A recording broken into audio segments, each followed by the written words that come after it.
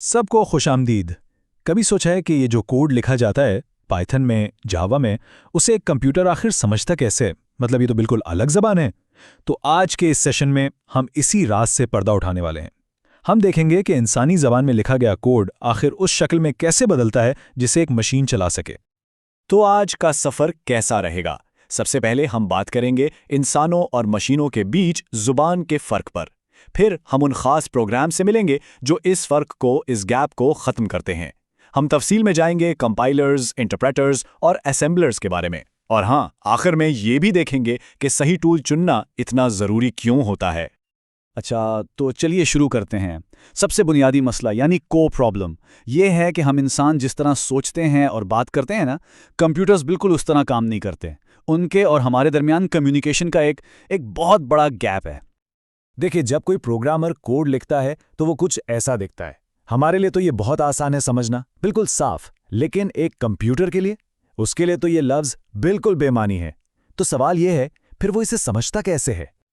ये स्लाइड इस फर्क को ना बिल्कुल वाज़े कर देती है। बाईं तरफ देखें, एक सादा सी कमांड है जिसे हम आसानी से समझ सकते हैं। अब दाईं तरफ नज़र डालें। ये वो ज़ुबान है जिसे कंप्यूटर का प्रोसेसर समझता है। सिर्फ 0 और 1 की एक लंबी कतार, यानी बाइनरी कोड। इन दोनों में दूर दूर तक कोई कनेक्शन नज़र नहीं आता है ना। तो इस मसले का हल क्या है? यहाँ आते हैं हमारे कोड ट्रांसलेटर्स। ये वो खास प्रोग्राम्स हैं जो एक ब्रिज का काम करते हैं। ये हमारी ज़बान को मशीन की ज़बान में बदल देते हैं। अच्छा, इस पूरे प्रोसेस को समझने के लिए ना एक बहुत सादा सी मिसाल लेते हैं। फ़र्ज़ करें एक किताब लिखी गई है, लेकिन जिन्होंने उसे पढ़ना है वो बिल्कुल अलग ज़बान बोलते हैं। तो क्या चाहिए होगा? जाहिर है एक ट्रांसलेटर की ज़रूरत होगी। बस यही कॉन्सेप्ट प्रोग्रामिंग में भी इस्तेमाल होता है।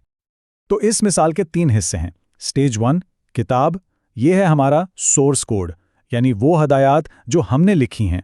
स्टेज 2 ट्रांसलेटर, ये वो खास प्रोग्राम है जैसे कंपाइलर या इंटरप्रेटर। और आखिर में स्टेज 3 तर्जुमा की हुई किताब, ये बन जाता है मशीन कोड, जैसे कंप्यूटर समझ सकता है और चला भी सकता है। चलें, अब मिलते हैं अपने पहले ट्रांसलेटर से, दी कंपाइलर। कंपाइलर का काम करने का तरीका बिल्कुल ऐसा है जैसे कोई ट्रांसलेटर पूरी की पूरी किताब एक ही बार में ट्रांसलेट करके दे दे। तो कंपाइलर असल में करता क्या है?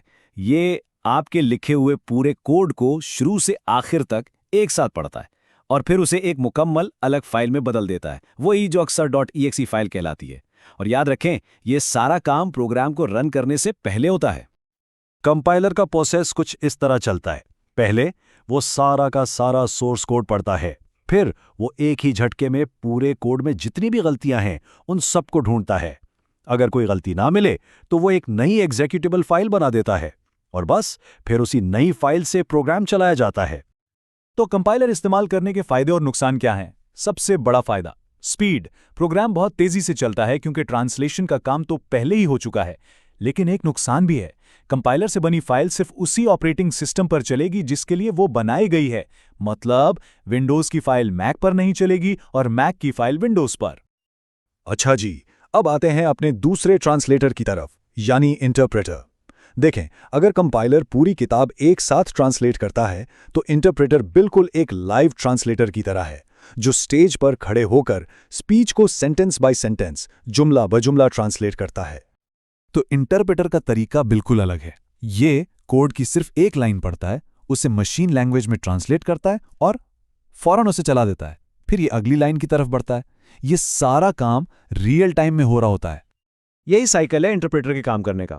एक लाइन पढ़ो, तर्जुमा करो, चलाओ, फिर अगली लाइन पढ़ो, तर्जुमा करो, चलाओ, और ये सिलसिला चलता रहता है जब तक पूरा कोड खत्म ना हो जाए या फिर कहीं कोई गलती ना आ जाए।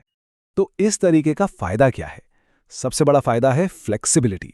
मतलब कोड किसी भी कंप्यूटर पर चल सकता है, बशर्त यह है कि उस पर वो इंटरप्रेटर इंस्टॉल हो, जैसे पाइथन या जावास्क्रिप्ट का। और गलतियां ढूंढना बहुत आसान है क्योंकि प्रोग्राम ठीक उसी लाइन पर रुक जाता है जहां गलती होती है। लेकिन हाँ, एक नुकसान भी है, ये कंपाइलर के मुकाबले में स्लो होता है। और आखिर में हमारे पास है असेंबलर। ये एक बहुत ही खास किस्म का ट्रांसलेटर है जो हमें मशीन के बिल्कुल करीब ले जाता है। इस हायरार्की को जरा देखें। सबसे ऊपर हैं हाई लेवल लैंग्वेजेस जैसे पाइथन, जो इंसानी ज़बान के बहुत करीब हैं। फिर सबसे नीचे है मशीन कोड, यानी सिर्फ 0 और 1, इन दोनों के दरमियान बीच में आती है असेंबली लैंग्वेज।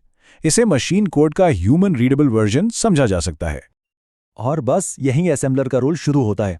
असेंबलर का काम बहुत सीधा साधा है, असेंबली लैंग्वेज को मशीन कोड में बदलना। ये तकरीबन एक लिटरल ट्रांसलेशन होता है, लफ्ज़ बे लफ्ज़। असेंबली की हर कमांड का मशीन कोड में एक डायरेक्ट रिप्लेसमेंट होता है। तो हमने 3 अलग अलग किस्म के ट्रांसलेटर्स के बारे में जान लिया, कंपाइलर, इंटरप्रेटर और असेंबलर। लेकिन अब आते हैं असल सवाल पर। इस सबसे फर्क क्या पड़ता है? एक डेवलपर क्यों कंपाइलर चुनेगा या इंटरप्रेटर? ये टेबल इन दोनों का मुकाबला बिल्कुल साफ साफ दिखा रहा है। देखें, अगर स्पीड सबसे ज़रूरी है तो कंपाइलर जीत जाता है, लेकिन अगर फ्लेक्सिबिलिटी चाहिए और गलतियां आसानी से पकड़नी है तो इंटरप्रेटर बेहतर है। सारा दारोमदार इस बात पर है कि प्रोजेक्ट की ज़रूरत क्या है। और अब देखते हैं कि ये टूल्स असल दुनिया में कहाँ इस्तेमाल होते हैं। देखें, परफॉर्मेंस क्रिटिकल चीज़ें जैसे वीडियो गेम्स, ऑपरेटिंग सिस्टम्स, जिनको हर हाल में फास्ट होना होता है, वो कंपाइलर्स इस्तेमाल करते हैं। दूसरी तरफ वेब डेवलपमेंट जैसे पाइथन और जावास्क्रिप्ट की वेबसाइट्स, जहां फ्लेक्सिबिलिटी ज़रूरी है, वहां इंटरप्रेटर्स का राज है। और जब बिल्कुल हार्डवेयर से सीधी बात करनी हो, जैसे डिवाइस ड्राइवर्स में, तो वहां असेंबलर्स काम आते हैं। तो बॉटम लाइन क्या है? असल बात यह है कि यह सिर्फ एक छोटी सी टेक्निकल डिटेल नहीं है। ट्रांसलेटर का इंतखाब एक बहुत बुनियादी फैसला है जो सॉफ्टवेयर की पूरी लाइफ साइकिल पर असर डालता है। उसकी स्पीड से लेकर उसे बनाना और मेंटेन करना, सब कुछ इसी एक फैसले पर डिपेंड करता है। तो अगली बार जब कोई ऐप इस्तेमाल की जा रही हो, चाहे वो कोई वीडियो गेम हो या कोई वेबसाइट, एक लम्हे के लिए ज़रूर सोचिएगा कि पर्दे के पीछे क्या हो रहा है। इसका कोड कैसे ट्रांसलेट किया गया होगा, कंपाइलर से या इंटरप्रेटर से? ये सवाल टेक्नोलॉजी को एक बिल्कुल नए एंगल से देखने पर मजबूर कर